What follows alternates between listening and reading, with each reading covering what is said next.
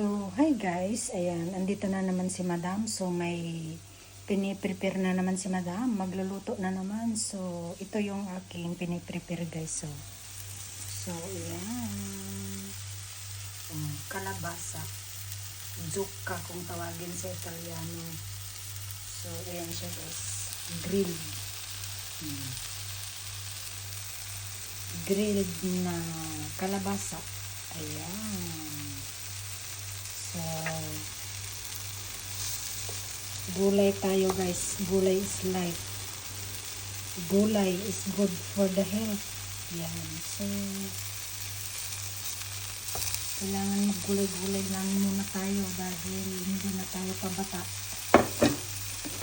Ayan. So, okay na ito guys. So, marami-rami na akong nagawa guys. Ayan. Ayan.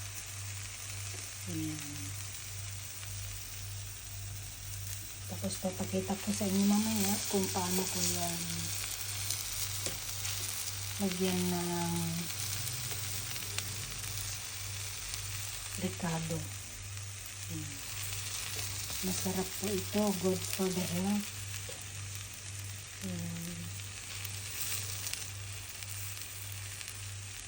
Simpleng ulam ay maganda sa katawan.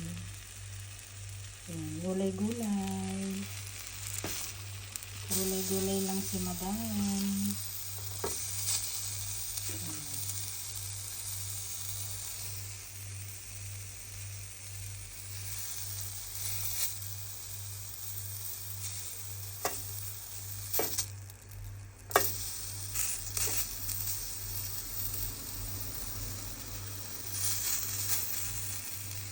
So, ayan. So, patapos na yung ginigrill natin guys. Kunti na lang yan.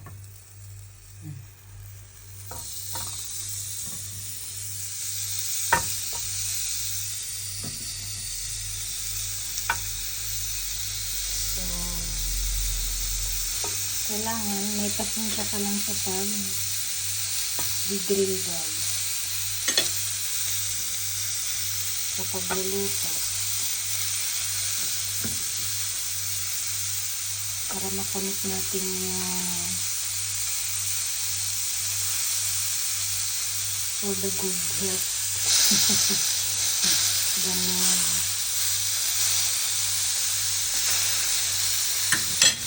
Ayan. So, last, ano na to?